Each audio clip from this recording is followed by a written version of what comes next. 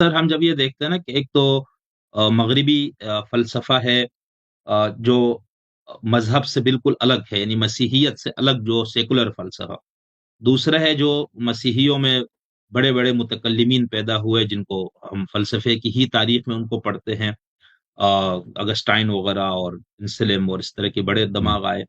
اور دوسری طرف ہم جب مسلمانوں کی اس میں آتے ہیں، یعنی جب یونانی علوم کے ترجمے ہوئے اور مسلمانوں کو فلسفہ سے آگاہی ہوئی وہاں کے، تو یہاں پر ہمارے ایک تو عرفانی لوگ پیدا ہوئے، جس میں صدر ہوں، متاہلین کا آپ نے نام لیا، شیخ اکبر محی الدین ابن عربی رحمہ اللہ کا آپ نے نام لیا، اور اس طرح کے بڑے غزالی اور اس طرح کے، اور یہاں پر اچھا اب اس ایک اور طبقہ جو پیدا ہو وہ خالص فلسفی، یعنی جیسے ابن سینا، ابن رشد اور یہ ابن باجہ، ابن طفیل، اس ٹائپ کے لوگ پیدا ہوئے۔ ہوں۔ سر میرا سوال یہ ہے کہ جب ہم یعنی خالص سیکولر فلسفے والوں کو وہ خدا کیوں ان سے دریافت نہیں ہوا، یا ان کو کیوں اس طرح کا خدا کا تصور نہیں آیا جو خدا کا تصور دین پیش کرتا ہے؟ اب یہاں پر میں دین سے چلے، آپ نے ہم تمام مذاہب کو چھوڑ دیتے ہیں، یعنی اسلام میں ایک ہوں۔ شخصی خدا جس کو ہم کہتے ہیں، وہ کیوں ان کو نہیں آتا تصور؟ اس کی کیا بنیادی وجہ کیا ہے؟ کہ عقل کے تھرو نہیں ہو سکتا ایسا خدا کا انکشاف یا ہو اس کی سکتا ہے، دیکھیں معرفت؟ عقل کے سامنے اگر صحیح مقدمات رکھے جائیں تو عقل بتا دیتا ہے آپ کو۔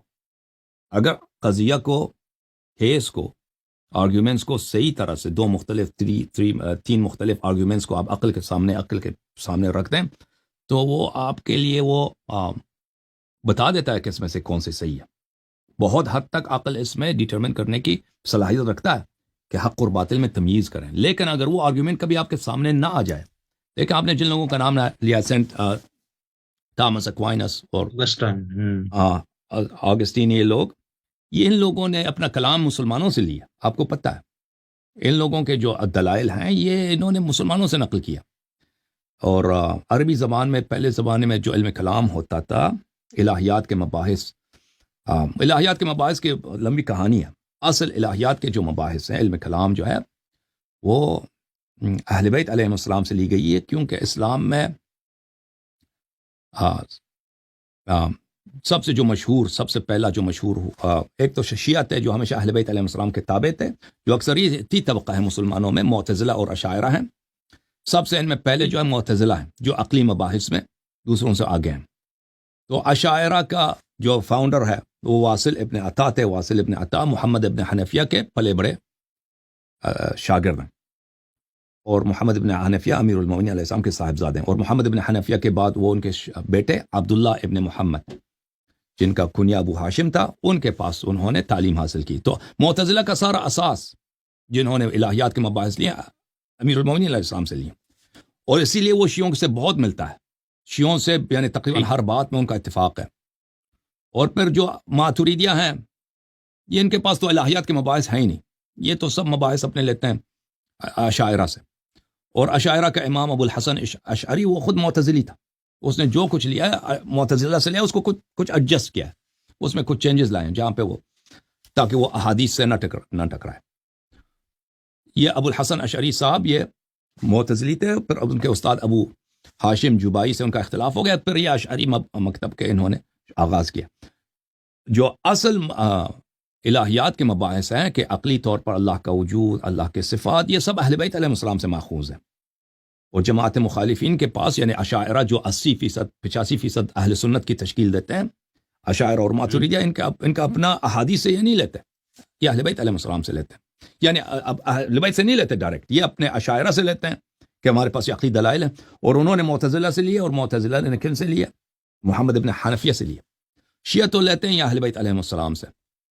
یہ الہیات کی تاریخ ہے اسلام میں۔ اور اس کے بعد جب بنی عباس کے زمانے میں یونانیوں کی کتابیں کا ترجمہ ہونا شروع ہو گیا، کہ یونان میں وہاں پر ان مسلمانوں کو بہت ساری کتابیں ملی۔ البتہ یونان نہیں، اس زمانے میں روم کہلاتا تھا، اور روم جو تھا ایسٹرن رومن امپائر، وہ یونانی زبان تھی ان کی، تو ان کے پاس، مسلمانوں کے پاس اپنے تو کتاب تھے ہی نہیں اس زمانے میں، یعنی کتاب نہ کوئی ان کے ثقافت کی تاریخ تھی، کچھ بھی نہیں تھی نا۔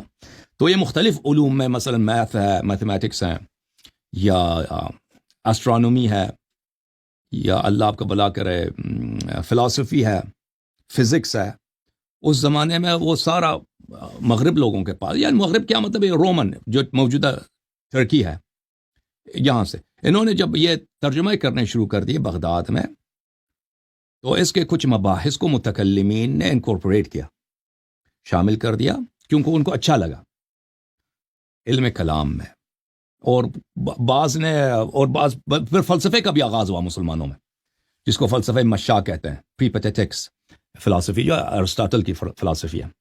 اور ابن سینا، پہلے فارابی صاحب اس اسکول کے بڑے چیمپئن تھے، معلم ثانی، اس کے بعد ابن سینا، ابو علی ابن سینا، جو بہت ہی ایک ذہین، ایک عجیب و غریب انسان، جو ایک شاہکار ہیں مختلف صلاحیتوں میں اور قوت استدلال میں، انہوں نے اس کو آگے بڑھایا۔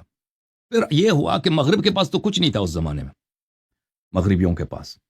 پھر جب دوبارہ یہ علوم اور عالم اسلام اس زمانے میں علوم، بالخصوص بغداد اور اسی طرح اندلس، یہ علوم کا سینٹر تھا سینچریز تک، صدیوں تک۔ تو یہ لوگ اپنے میتھمیٹکس مسلمانوں سے لیتے تھے، ایسٹرالوجی، ان کے جو سائنسدان تھے، علم طب مسلمانوں سے لیتے تھے، یہ مسلمانوں کے پاس آتے تھے، عربی زبان سیکھتے تھے تاکہ طب سیکھ لیں، میڈیسن سیکھ لیں، اور فلسفی سیکھ لیں، اور میتھمیٹکس سیکھ لیں، کیونکہ مغرب اس زمانے میں، یورپ جو تھا نا، اگر کوئی نہاتا بھی تھا، اب مہینے میں 2 دفعہ تو اس کو قتل کرتے کہ مسلمان ہو گیا۔ حقیقت ہے، فرانس میں وہ یہی تھا کہ مسلمانوں کی یہ نشانی تھی کہ یہ نہاتے بہت ہیں، ٹھیک ہے۔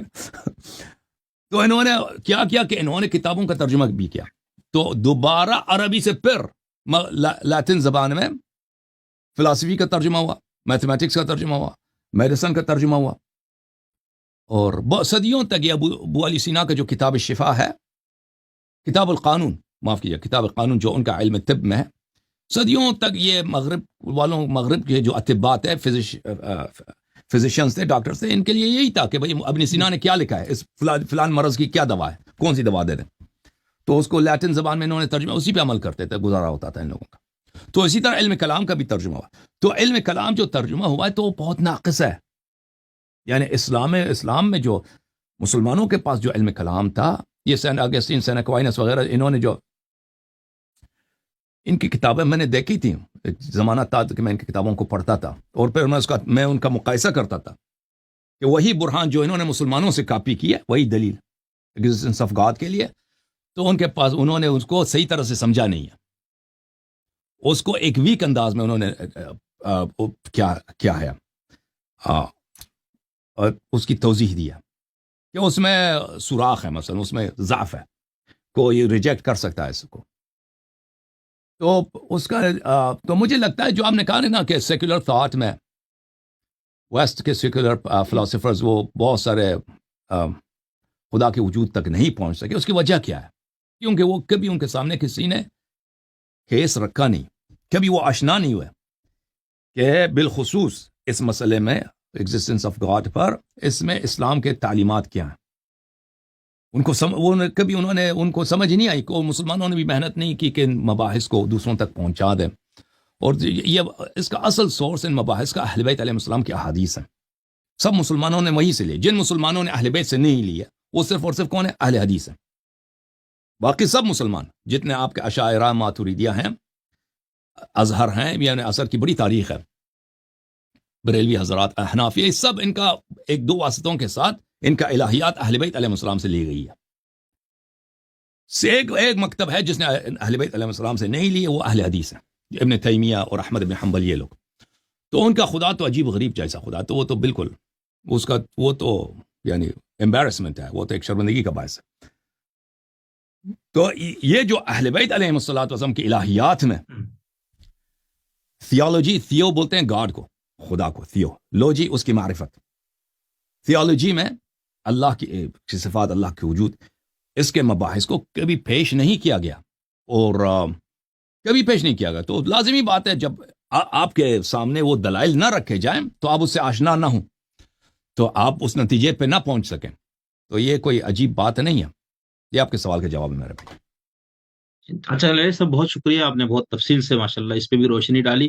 ویسے تو میرا ہو سکتا ہے وہ میرا کافی پرانا مطالعہ، تو اس میں کوئی خرابی غلطی ہو گئی ہو، یعنی مسیحی علم کلام تو مسلمانوں کے علم کلام سے بھی بہت قدیم ہے نا، یہ یعنی خود تو یہ اگسٹائن وغیرہ تو بہت پہلے کے لوگ ہیں. مجھے خیر نہیں، میں مجھے اس میں لگتا ہے انہوں نے مسلمانوں سے لیا ہے. جو میں نے دیکھا نا، ان کے مباحث مجھے بہت شبیہ لگتے تھے.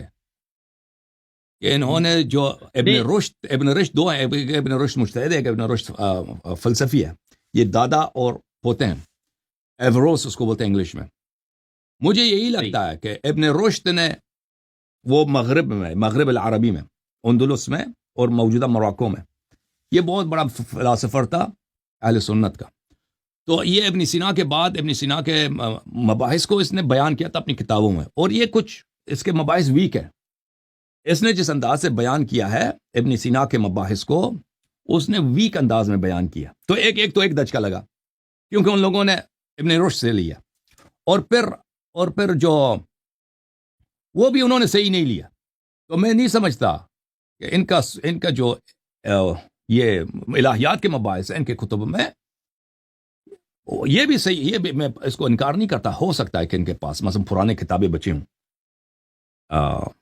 روم میں، کہ ان سے مثلا استفادہ ہے. لیکن یہ کہ یہ لوگ بالکل اسلامک فلسفی سے متاثر نہیں ہو، یہ بالکل میں اس کو نہیں مانتا.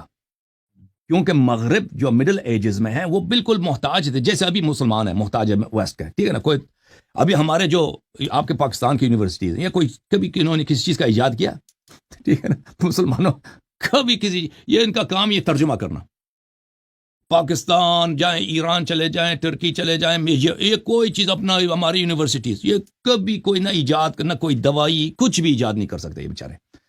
یہ بالکل ان کا زیادہ سے زیادہ کمال کر دیں تو یہ جاتے ہیں مغرب سے ایک پی ایچ ڈی لے کے آتے ہیں، پھر ترجمے کرتے ہیں نا انہی کے مباحث کو مسلمانوں میں پڑھاتے ہیں.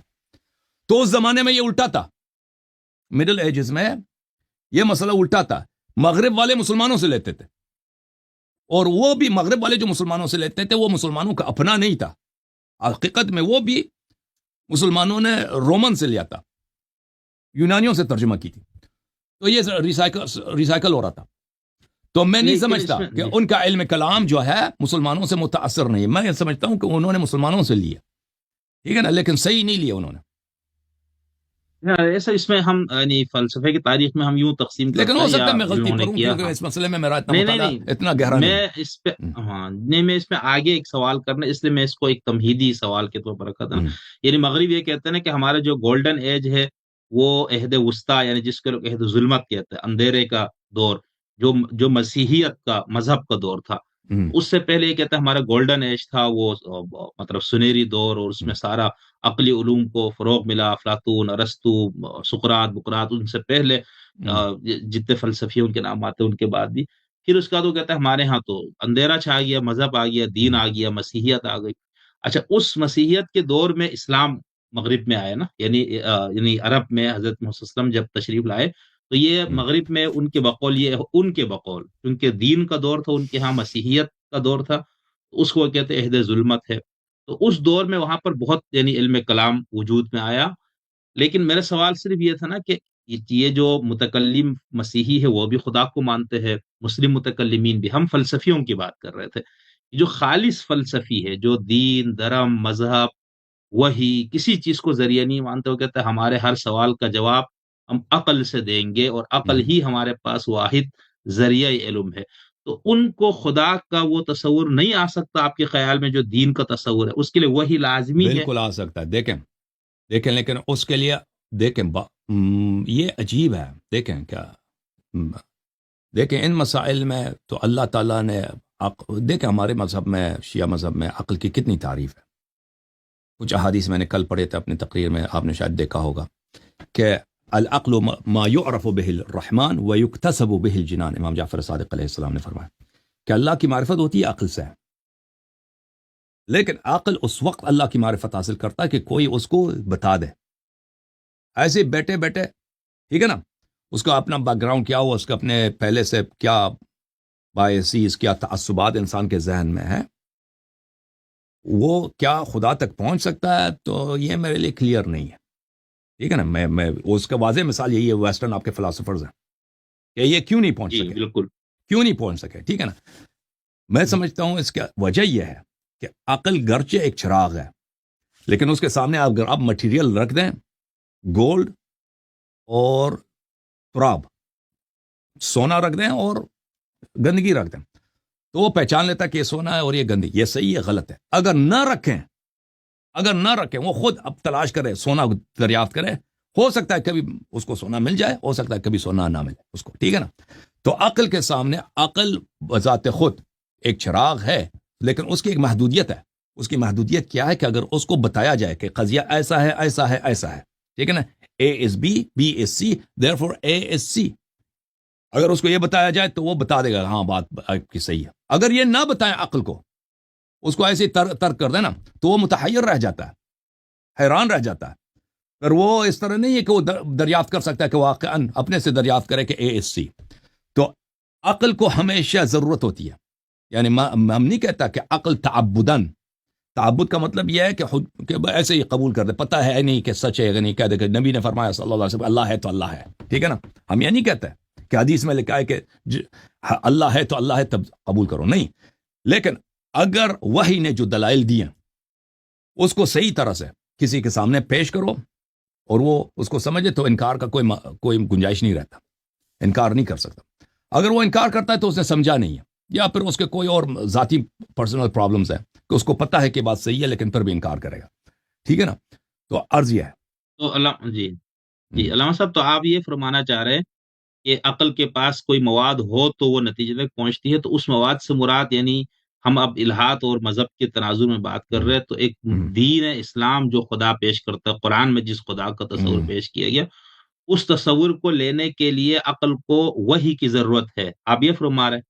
اگر نہ ہو تو وہ خدا نہیں آ سکتا۔ اس کے آرگیومنٹس کو بھی سمجھنے کے وہ تو بات کی کرنے کے لیے، سمجھنے کے لیے عقل کی ضرورت ہے، اور پھر یہ بتایا جائے عقل کو کہ اس خدا کے کیا صفات ہیں، اور اس خدا کے کیا صفات ہیں۔ اگر آپ عقل کو بتائیں نا کہ خدا ایک ہے، پھر اس کا بیٹا ہے اور وہ تین ہے، اور روح القدس ایک بھی ہے تین بھی ہے، تو یہ تو عقل کبھی قبول نہیں کرے گی بھائی، یہ تو بھائی لازمی بات ہے۔ عقل کہے گی کہ وہ ایک بھی ہے تین بھی ہے، اور اس کا بیٹا بھی ہے، وہ ہم جیسا ہے۔ تو یہ ایسا خدا جو ہے نا، اس کا بیٹا بھی ہے، وہ خدا اور وہ بیٹا، وہ بھی خدا ہے اور بیٹا بھی ہے۔ ٹرینٹی تثلیث کا جو عقیدہ ہے ان کے ہاں، تو لازمی بات ہے ایسی باتیں اب ان کے سامنے، فلاسفرز کے سامنے رکھ دیں، وہ تو بھئی اس کا عقل کبھی اس کو تصدیق نہیں کرے گا، دنیا جائے گی تصدیق نہیں کرے گا۔ صحیح۔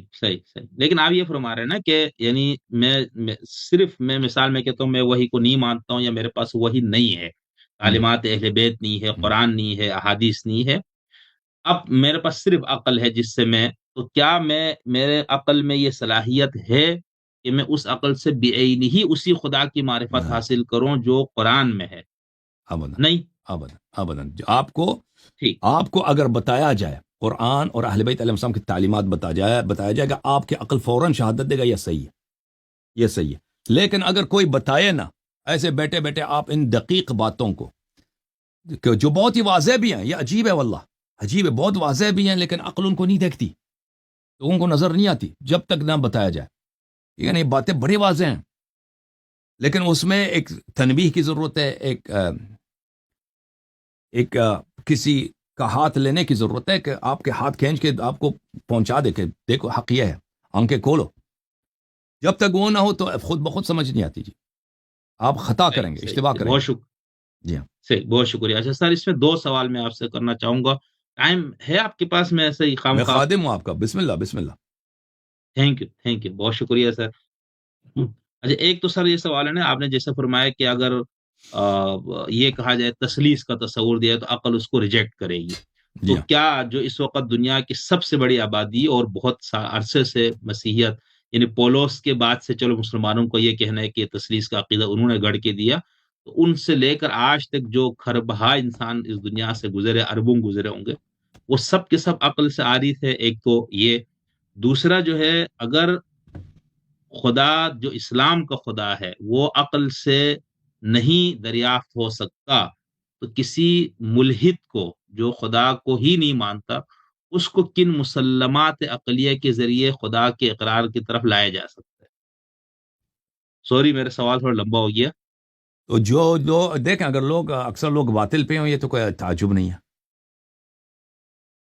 یہ اگر لوگوں کو خطا ہو کہ کبھی انہوں نے سوچا بھی نہیں ہے کہ بھئی یہ خدا ایک بھی ہے تین بھی ہے بیک وقت، ٹھیک ہے نا، یا ہندو حضرات ہیں یا بودھسٹ حضرات ہیں یا کمیونسٹ ہیں، یہ اگر یہ لوگوں کی خطا یہ تعداد کے ساتھ تو نہیں ہوتی کہ اگر زیادہ لوگ اس کو نہ سمجھیں، کیونکہ نہیں، عقل کی روشنی تو ہے نا علامہ صاحب، ان کے پاس عقل ایک چراغ تو موجود ہے نا. عقل ہمیشہ محتاج ہے بھائی.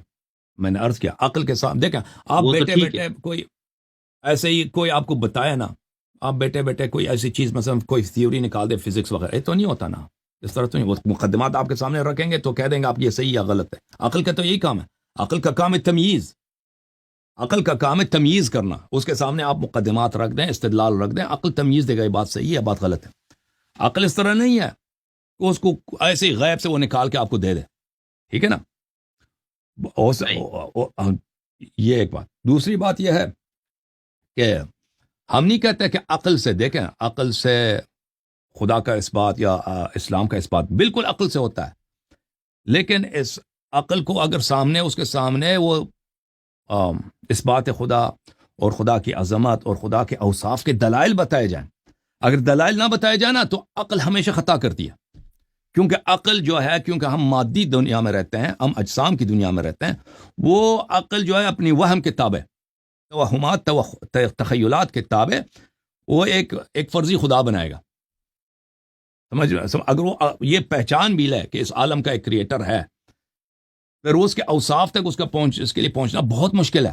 وہ خطا کر دے گا، وہ کہے گا وہ آسمان میں ہے، مثلا وہ کچھ کر رہا ہے یا تخت پہ بیٹھا، اس طرح کی باتیں کرے گا نا، عقل بنا دے گا وہ باتیں، اس کے توہمات ہوں گے. بالکل وہ اس کو قیاس کرے گا، لوگوں سے قیاس کرے گا، جو جسمانی چیزیں وہ سامنے دیکھ رہا ہے، ٹھیک ہے نا. تو عقل کے لیے بغیر اس کے اس کا کوئی ہادی ہو، کوئی بتانے والا ہو، جو انبیاء علیہ السلام ائمہ طاہرین علیہ السلام، عقل اس کے بغیر نہیں. وہ شک کرے گا، وہ خطا کرے گا، اور وہ بہت بہت کریٹیکل مسٹیکس کا مرتکب ہوگا، بہت ہی سخت اشتباہ کرے گا، ٹھیک ہے نا. تو اس لیے ضروری ہے کہ عقل کے لیے بتا دیا جائے. اور اس کے لیے ضروری نہیں ہے کہ کوئی کسی امام کو مان لے یا نبی کو مان لے. اس کے لیے ضروری نہیں ہے کہ آپ مان لیں فلاں شخص نبی ہے تو وہ مجھے اسلام سکھائے گا، ٹھیک ہے نا، کیونکہ پھر وہ تو ایک دور ہو جائے گا، ویشس سائیکل ہو جائے گا. کیونکہ ہم بتا رہے ہیں کہ آپ اگر ہمارے نبی صلی اللہ علیہ وسلم کو نبی نہ بھی مانے نا، اگر ان کی بات کو سنیں کہ وہ کیسے خدا کا اس بات کرتا ہے، خدا کے اوصاف بتاتا ہے، تو وہ آپ کو پتہ ہے، آپ کی عقل شہادت دے گی کہ یہ بالکل صحیح فرما رہا ہے. جی سر. نہیں، اب جیسے ایک ملحد ہے جو خدا کو مان ہی نہیں رہے، وہ کہتا ہے جو کچھ ہے اسی کائنات کے اندر ہی ہے، اور انسان بھی ارتقاء سے وجود میں آ گیا، کائنات بگ بینگ سے وجود میں آیا، اور ایک یہ سارا کچھ ہوا. تو اس شخص کو ہم جب خدا کی طرف لائیں گے تو اس کو میں قرآن کی آیت سے تو نہیں لا سکتا ہوں نا، بالکل اس کو تو میں کوئی عقلی مسلمات سے دلائل دو. بالکل اس میں جو عقلی باتیں ہیں نا، جو ہم عقلی باتیں، جیسے ابھی میں نے باتیں کی ہیں نا کل پرسوں اویس صاحب سے، وہ میری اپنی باتیں تو نہیں تھی. وہ باتیں دیکھ میں نے خود کہا کہ میں متعجب ہوں کہ ابن سینا جو اتنا بڑا فلاسفر تھا، اتنا ذہین انسان تھا، کہ اس کی کتاب اب الاشارات کو دیکھیں، یہ ایک بہت انسان عقل حیران رہ جاتا ہے کہ یہ ایک شخص ہے، اس کے ہر فقرہ لکھتا ہے، اس کا ہر فقرے میں کتنا ڈیپتھ ہے اس شخص کے ہر فقرے میں، یعنی اس کا ہر فقرہ، وہ ایک لفظ جو ہے بغیر کسی دلیل کے وہاں پہ نہیں، حکمت کے نہیں استعمال کر، ایک لفظ، اس کے ہر لفظ میں، ہر حرف میں وہ نقطے ہیں، نکات ہیں. عجیب و غریب انسان ہے یہ شخص. اس نے کیوں نہیں سوچا اتنی واضح بات کو، اتنی واضح برہان کو اس نے کیوں نہیں سوچا؟ مجھے تعجب اس سے، اور اس نے خود اس کے استدلال اس کے اپنے نہیں ہیں، اس نے فارابی سے لیا، فارابی نے ارسطو سے لیا. تو اتنے بڑے بڑے اذہان نے ان استدلالات پہ کام کیے ہیں، ہر ایک نے اس کو امپروو کیا ہے. تو اتنی واضح سی بات جو رسول اللہ صلی اللہ علیہ وسلم کے کلام میں ہے، جو امیر المومنین علیہ السلام کے کلام میں بکثرت موجود ہے، ان کو کیوں سمجھ نہیں آئی؟ ٹھیک ہے نا، یہ بہت تعجب کی بات ہے، اور بات بہت واضح ہے. تو اس طرح ہے. عرض یہ ہے کہ دیکھیں کہ ہم نہیں کہتے کہ ملحد اس لیے کہ قرآن میں لکھا ہے وہ قبول کریں، یہ تو سب دنیا کو پتہ ہے، قرآن ہی کا مذاق اڑاتے ہیں وہ نا، وہ تو حدیث کا بھی مذاق اڑاتے ہیں. لیکن اگر ہم اسی بات کو جو عقلی ہے، عقلی دلیل جو ہے نا آپ لے لیں، وہ تو کوئی حرج تو نہیں ہے کہ میں نے عقلی دلیل یہاں لیا. میں آپ کو ایک عقلی دلیل پیش کر رہا ہوں نا، جو میں نے جہاں سے بھی لیا میں نے تو حدیث سے لیا، میں آپ کی خدمت میں پیش ہوں، اس کو رد کو، یہ آپ کا عقل کہہ دے گی کہ یہ صحیح ہے، ٹھیک ہے جی ہاں صحیح صحیح ٹھیک. اچھا، اب ہم جب وحی کی بات کر رہے ہیں نا کہ چلو ہم، عقل پوری طرح سے اس خدا کی معرفت نہیں حاصل کر سکتی، اتنا ہو سکتا ہے کہ کوئی کریٹر ہوگا، ہم، یہ سب حادثے کا نہیں نتیجہ ہو سکتا فلاں. جی ہاں اس کے بعد اب ہم کہتے ہیں اب باقی چیز آپ کو آؤ ہم وحی کے ذریعے بتائیں گے. ہم، تو اب یہ وحی بھی تو ایک موہوم سی چیز ہے نا، مطلب وہ یعنی اس کو کیسے وہی اس کے ثابت کیا ذریعے نہیں جائے گا بتائیں گے کہ نا، خدا ہے. وہی سے لیا ہوا عقلی دلائل سے بتائیں گے نا. جی جی جی جی وہی ہم، سے، یعنی میں یہ کہہ رہا ہوں ہم، کہ بھائی چلو ایک ملحد سے میں نے بات کی، اس سے کہا یار کوئی کریٹر تو خالق اس کا ہوگا فلانا. اچھا، اب وہ کیسا خالق ہے، میرا اس سے ساتھ تعلق کیا ہے، کائنات سے اس کا ریلیشن شپ کیا ہے، انسان ہونے کی حیثیت سے اس کا مجھ سے مطالبات کیا ہے، جو جو اس طرح کی واقعی تفصیلات. ہم، تو اس کو ہم یہ کہیں گے کہ بھی آؤ آؤ ادھر حضرت محمد صلی اللہ علیہ وسلم نامی ایک شخص مکہ مکرمہ میں ہے، ان پہ وہی نازل ہوئی قرآن مجید کی شکل میں وہ موجود ہے. تو اب ہم اس بندے کو یہ کیسے ثابت کریں گے کہ اس طرح سے اس خدا کی طرف سے کسی بھی چینل سے آتا ہو، آپ جبریل کہے اس کو، آپ کوئی اور نام دے دے، تو اس اس کا کے طریقہ تھرو کار یہ اس ہے میرے بھائی، خدا جو اہل کے. بیت علیہ السلام نے یہ سکھایا کہ جب ہمیں جی پتہ چل گیا، جب ہمیں پتہ چلا کہ ہمارا ایک رب ہے، ہمارا ایک خالق ہے، جی جس کو آنکھ سے ہم دیکھ نہیں سکتے، جس کی ہم آواز سن نہیں سکتے، جس کو ہم ٹچ نہیں کر سکتے، ٹھیک ہے نا، وہ کسی جگہ پہ ہے نہیں کہ ہم ادھر جا کے اس کے پاس چلے جائیں، ٹھیک ہے نا.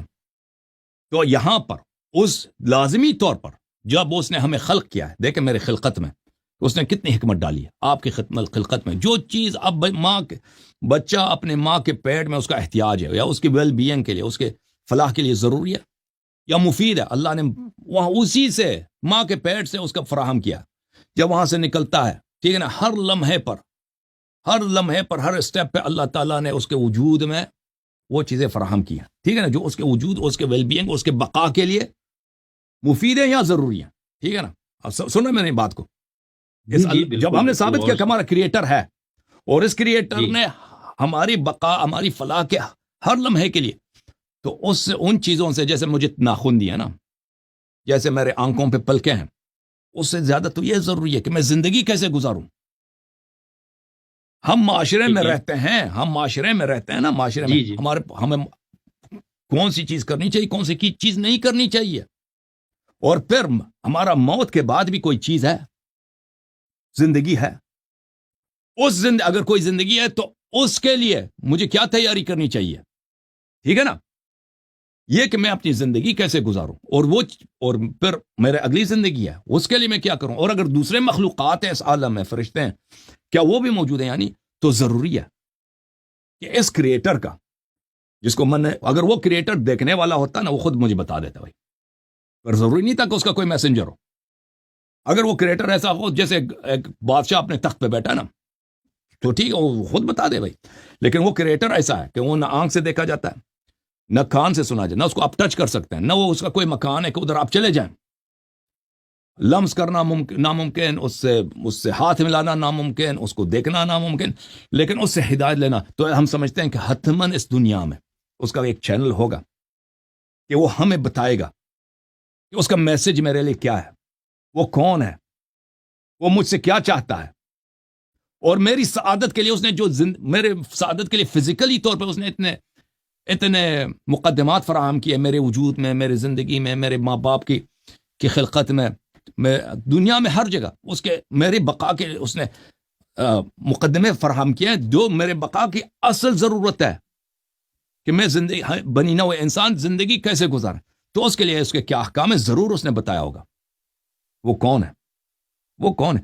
تو یہ انبیاء، تو پھر ہمیں پتہ چل جاتا ہے کہ اللہ تعالیٰ نے ہم میں جو سب سے بہترین ہے، پاک ترین ہے، جو جھوٹ نہیں بولتے، جو فراڈ نہیں کریں گے، جو ان کا کردار سب سے پاک ہے، ایسے افراد کو اس نے انتخاب کیا کہ اس اپنا میسج ہم تک پہنچا دے.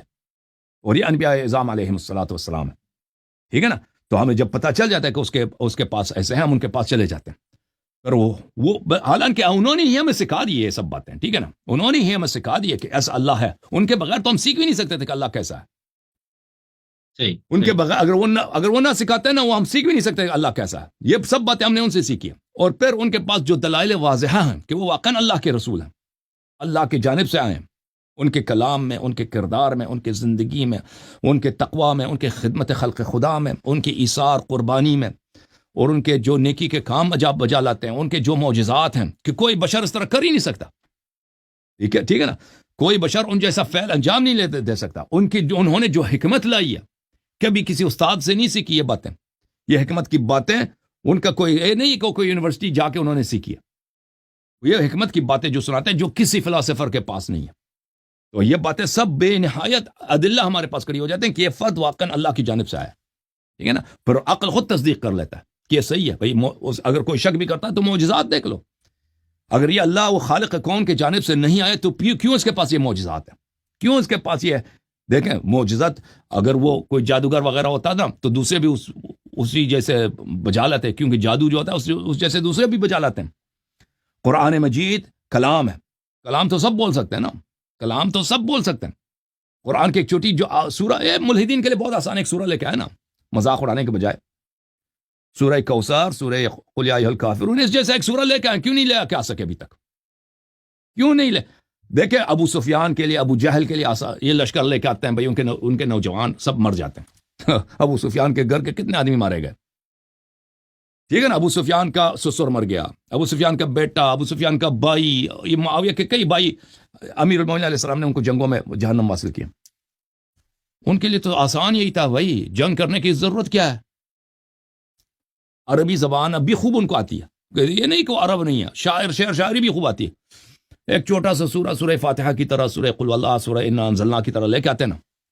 اس زمانے سے لے کر آج تک نبی صلی اللہ علیہ وسلم کے کتنے مخالفین ہیں، ہر زمانے میں بلا تعداد مخالفین ہیں، پڑھے لکھے بھی مسلمانوں سے زیادہ. کیوں نہیں لا سکتے بھائی؟ اور بھائی یہ اعجاز ہے کہ نہیں ہے؟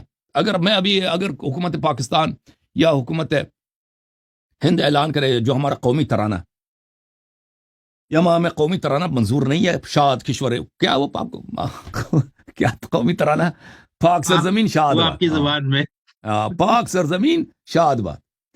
یہ پاک سرزمین ابھی تک شاد نہیں ہوا، اس کو چینج کرو بھائی کہ ایک اور قومی ترانہ لکھتے ہیں. ٹھیک ہے نا، حبیب جالندری صاحب کی شعر ہے. تو بھائی ہاں، جو شعر لکھے گا اس کو 1 کروڑ روپے بھی دیں گے اور وہ ہمارا قومی شاعر بھی بنے گا. ہاں، 1 ہفتے کا وقت ہے بھائی، شعر جو بہترین شعر ہے تم تقدیم کرو. بھائی پوری دنیا سے شعر لکھنا کون سا مشکل کام ہے پاکستانیوں کے لیے؟ بھائی ہر گلی میں 5 شاعر بیٹھے ہیں کہ نہیں بھائی؟ جتنے فارغ حضرات ہیں آپ کے پاکستان میں وہ سب شاعر ہیں. ٹھیک ہے کہ نہیں؟ ہے کہ نہیں؟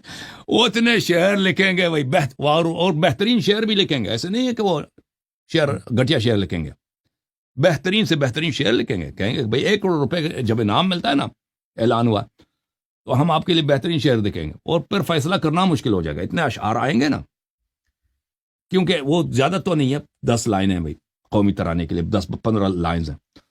وہ تو شعراء کے لیے بہت آسان ہے، وہ بہترین لکھ دیں، بالخصوص اگر ان کو 1 مہینے کا ٹائم دے دیں. 1 مہینے میں وہ سوچیں گے، اس کو تصحیح کریں گے، بہتر کریں گے نا، غلطیاں نکال دیں گے، قافیہ وغیرہ سب پرفیکٹ.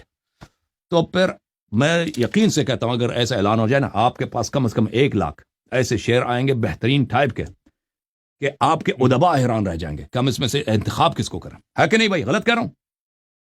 بالکل ایسا ہی حیران رہ جائیں گے کہ اس میں سے بہترین کس کو ہم انتخاب کریں. دیکھیں اس کے مقابلے میں قرآن مجید نے 1400 سال سے جیسا ایک لے کے آؤ نا، اور وہ قرآن جو انعام دے رہا ہے اس کا کیا ہوگا کہ سب اسلام ہی باطل ہو جائے گا بھائی. ہم جتنے 2 بلین مسلم ہیں، 2 ارب مسلمان ہیں، یہ بھائی سب یا تو کرسچن بن جائیں گے یا تو کسی اور دین کو، پھر ثابت ہو جائے گا کہ ہمارا دین باطل ہے نا. ابھی تک کوئی نہیں لا سکا. یہ اعجاز ہے کہ نہیں بھائی؟ لفظ تو سب کے پاس ہیں، اور لفظ لکھنے میں کوئی خرچہ لگتا ہے؟ پیسے، وہ سونا چاندی لگتا ہے؟ کچھ نہیں لگتا. ادیب، ادبا، علماء، فضلاء مسلمانوں میں زیادہ یا کفار میں زیادہ؟ کفار میں بہت زیادہ ہیں، آج تک نہیں لکھ سکے. تو پتہ چل جاتا ہے نا. تو یہ کیا ہے؟ یہ اعجاز نہیں تو کیا؟ اگر انسان کا کلام ہوتا نا قرآن مجید، اللہ کا کلام نہ ہوتا تو اس جیسا لانا، اس سے بہتر لاتے لوگ، اس سے کئی گنا بہتر لاتے، اللہ کی قسم. جی سر. صحیح. لیکن سر میں آپ سے یہ سمجھنا چاہ رہا ہوں کہ وہی جب ہم کہتے ہیں خدا کی طرف سے کسی بشر پہ یا بظاہر بشر جو بھی آپ نام دے دے، اس پہ ایک ہدایت نامہ اترتے تو وہ کیا ہے، وہ وہی کیا ہے، مطلب نبی کے اندر یا امام کے اندر اگر اس کو الہام ہوتا ہے، وہ صلاحیت اس کے اندر کیا ہے جس سے وہ وہی کو اخذ کرتا ہے، تو جیسے آپ نے کہا کہ اللہ خدا. نے دیکھیں انسان کی کہانی بڑی لمبی ہے. انسان تو اس دنیا سے پہلے خلق ہوا نا، انسان کے ارواح عالم ارواح میں تھے، عالم ذر میں تھے. تو اس دنیا سے پہلے اللہ تعالیٰ نے بعض ان لوگوں کو چنا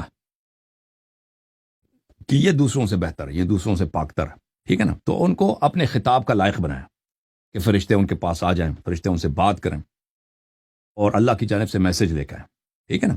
تو یہ ہے کہ وہ کیوں ایسا کیا، کیونکہ پہلے ان کا امتحان ہو چکا ہے. پہلے دوسرے اہل بیت علیہ السلام کی تعلیمات میں یہی ہے کہ ہم سے پہلے والی اس میں کہ اللہ تعالیٰ نے ان دنیاؤں عالم ارواح میں ان سے پہلے جب اللہ تعالیٰ نے بعض باتوں میں عرضہ کیا تھا، تو جن لوگوں نے، جو لوگ دوسروں سے مقدم تھے، تو اللہ تعالیٰ نے ان کو اپنے انبیاء کے طور پر، اپنے اولیاء کے طور پر اللہ نے چنا. جی سر. صحیح نہیں، لیکن ہم اس کو یعنی جیسے یسألونک عن الروح قل الروح من امر ربی، اب بہت سے مفسرین نے کہا کہ یہاں پر الروح سے مراد وہی ہے، کیونکہ قرآن میں وہی کو بھی روح کہا گیا. تو ان کا یہ کہنا ہے کہ پیغمبر سے وہی کی کیفیت حقیقت پوچھی تو انہوں نے کہا مجھے خود اس کا علم نہیں. ایسا ہے؟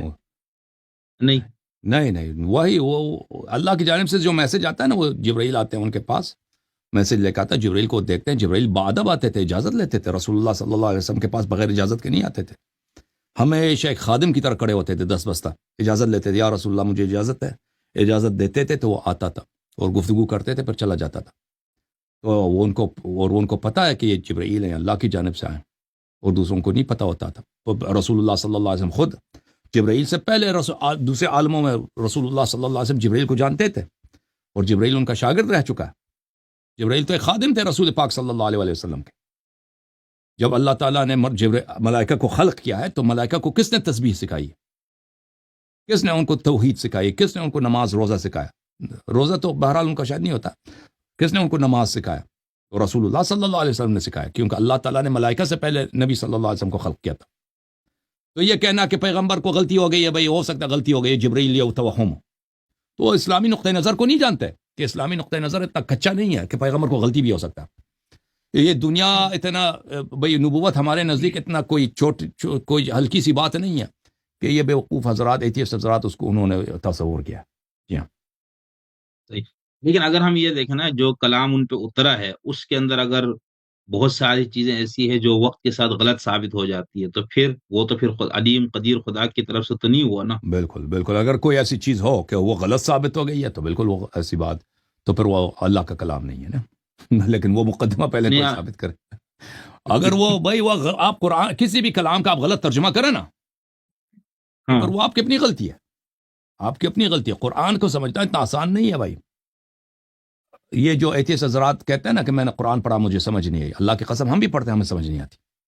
ہم بھی پڑھتے ہیں نا قرآن کو سمجھنا. امام محمد باقر علیہ السلام کی حدیث ہے کہ میں آپ کو یہ حدیث دکھاؤں، بڑا اہم ہے فہم ہے قرآن کے لیے، کہ اللہ تعالیٰ نے قرآن کو جان بوجھ کر ایسا بنایا. میں آپ کو دکھا دوں یہ حدیث شریف. قرآن کوئی ناول کی کتاب نہیں ہے، کوئی شعر و شاعری کی کتاب نہیں، اس طرح نہیں ہے کہ آپ اس کو ایک دفعہ پڑھ لیں تو سب سمجھ آ جائے. یہ بہت اہم ہے، کیونکہ ایتھیسٹ حضرات قرآن کی آیات کو نہیں سمجھ سکتے، اکثر غلط ترجمہ کرتے ہیں، کیونکہ ان کے پاس اغراض ہوتے ہیں نا، ان کو ویورز بڑھانے ہوتے ہیں. تو جتنا سنسنی خیز انداز میں، مضحک انداز میں قرآن کا مذاق اڑائیں گے، اس سے اتنا ہی ان کو زیادہ ویوز ملیں گے. بالخصوص ہندو حضرات، اسلاموفوبیا کی وجہ سے ان کو مزہ آتا ہے ہندوؤں کو، اور ہندوؤں کی تعداد بڑی ہے نا اردو زبان طبقے میں. ٹھیک ہے، تو ان کو جو ویورز ملتے ہیں، کلک ملتے ہیں، وہ جتنا بڑا جھوٹ بولیں گے اتنا ہی زیادہ وہ مقبول ہوں گے، ویورز ملیں گے، آمدنی بھی ہوگی. تو یہ ان کے لیے فراڈ کرنا یہ ان کی مالی مجبوری ہے. تو ملاحظہ کریں میرے محترم ناظرین، یہ کتاب المحاسن، کتاب محاسن میں یہاں پر ایک حدیث ہے حضرت امام محمد باقر علیہ السلام سے. یہ صفحہ نمبر ہے، جو لوگ دیکھنا چاہیں صفحہ نمبر 268 میں. امام محمد باقر علیہ السلام یہاں پہ فرماتے ہیں کہ لیس شیء بأبعد من قلوب الرجال من تفسیر القرآن. لوگوں، قرآن کے جو پوشیدہ معانی ہیں، ان انسان کے دلوں سے، انسان کے فہم سے کوئی چیز اس سے زیادہ دور نہیں ہے. سب سے جو چیز جو انسان کے ذہن کے لیے اجنبی ہے، قرآن کا مقصود ہے کہ قرآن کہنا کیا چاہ رہا ہے. وَفِي ذَلِكَ تَحَيَّرَ الْخَلَائِقُ أَجْمَعُونَ. اور اسی بات پر سب لوگ حیران رہ جاتے ہیں کہ قرآن کہنا کیا چاہتا ہے، قرآن کہنا کیا چاہتا ہے. اسی لیے اختلاف بڑا ہے. اور جو لوگ مذاق اڑانا چاہتے ہیں تو وہ کسی کو لے لیتے ہیں، قرآن کے مقصود کو نہیں سمجھتے، مذاق اڑاتے ہیں. سب لوگ حیران رہ جاتا ہے الا من شاء اللہ، سوائے کچھ افراد کے. وَإِنَّمَا أَرَادَ اللَّهُ بِتَعْمِيَتِهِ فِي ذَلِكَ أَن يَنْتَهُوا إِلَى بَابِهِ وَصِرَاطِهِ. اللہ تعالیٰ نے جان بوجھ کر قرآن کو ایسا نازل کیا کہ کچھ آیات جو ہیں محکمات ہیں اور باقی آیات متشابہات ہیں. سوچ لیں، انسان کا فکر کہیں نہیں جاتا، جتنا تدبر کریں وہ پوشیدہ معانی نہیں رہتا. وجہ کیا ہے؟ وجہ اس لیے کہ اللہ نے حمدن ایسا کیا تاکہ لوگ اس کے دروازے کی طرف جائیں، جن کو اللہ تعالیٰ نے قیم قرآن بنائے، جن کو اللہ تعالیٰ نے شریک قرآن بنائے، تاکہ لوگ اس کے اللہ کے دروازے پہ جائیں، اس کے صراط پہ جائیں. وَأَن يَعْبُدُوهُ وَيَنْتَهُوا فِي قَوْلِهِ إِلَى طَاعَةِ الْقُوَّامِ بِكِتَابِهِ.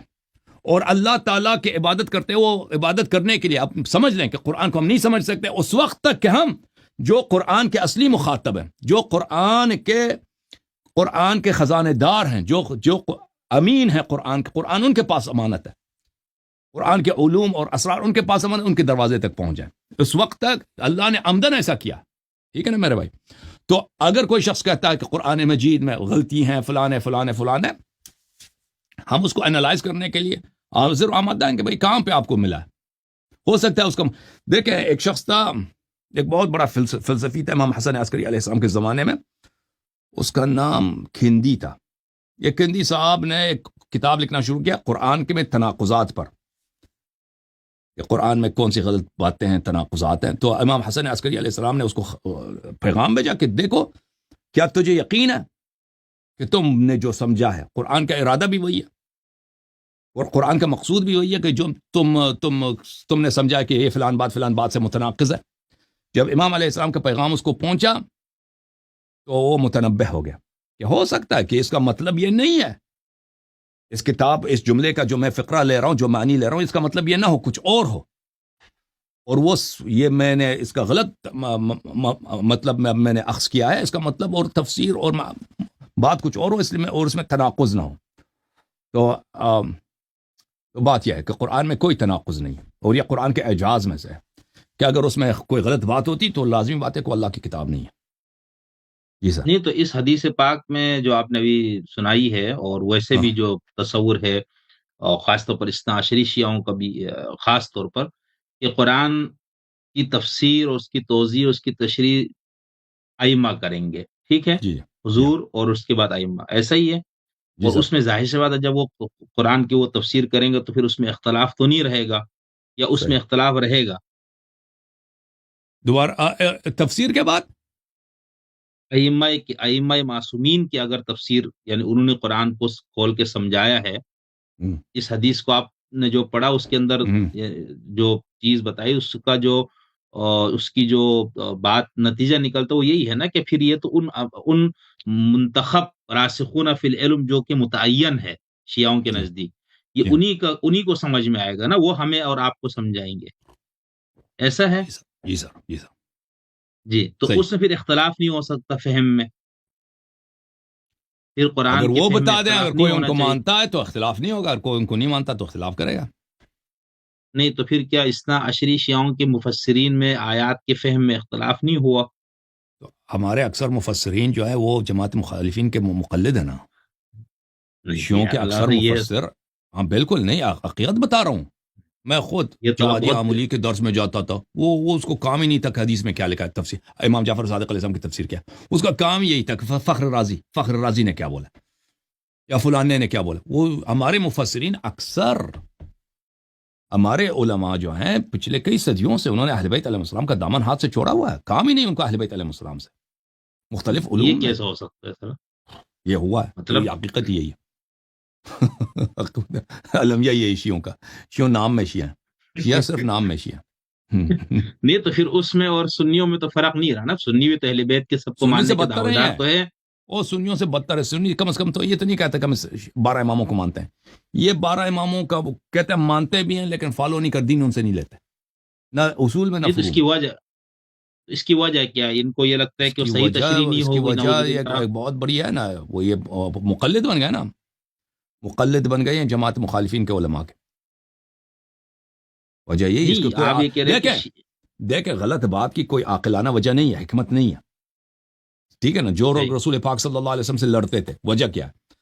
اس کی وجہ کوئی ہے تو کوئی حکمت والی بات تو نہیں ہے نا. ان کی وجہ کیا ہے؟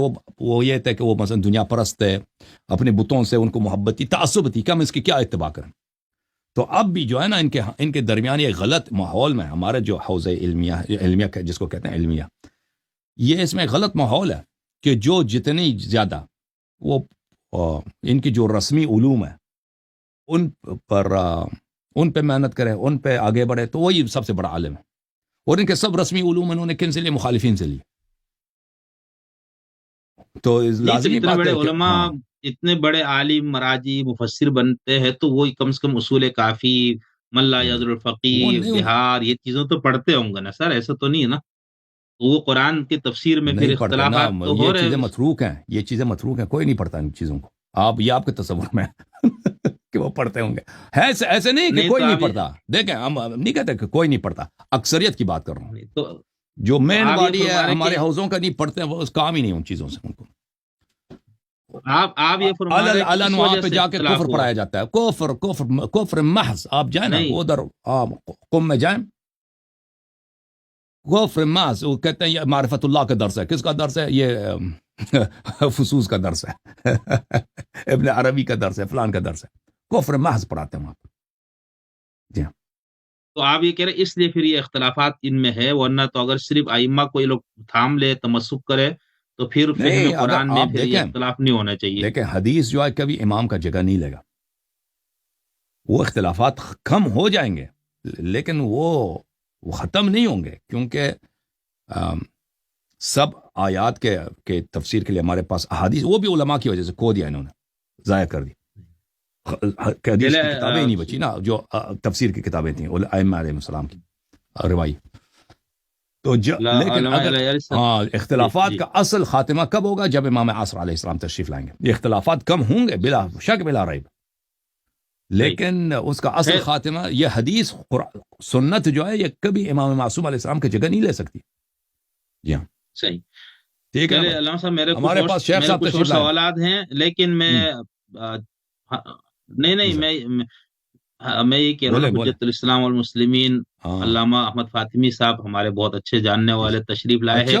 تو اب ان کو لے کے آپ بھی تشریف رکھیں نا. آپ ان سے ایک منٹ، آپ ان سے بات کرنا چاہیں گے؟ نہیں بس میں سلام ان کو. اچھا آپ جانا چاہ رہے ہیں تو باقی نہیں میں ابھی تھوڑی دیر ہوں، میں موجود ہوں. جی آپ بات کریں. جی ایک منٹ میں ان کو لے کر آتا ہوں. جھوم جاؤ، پرواز کرو، کیوں فخر سے سر اٹھاؤ، کیونکہ اللہ تعالیٰ نے تمہیں انتخاب کیا. صراط حق پر صرف تم ہی، صراط ایمان پر صرف کیا، کیونکہ اللہ تعالیٰ نے تمہیں انتخاب کیا. صراط حق پر صرف تم ہی، صراط ایمان پر صرف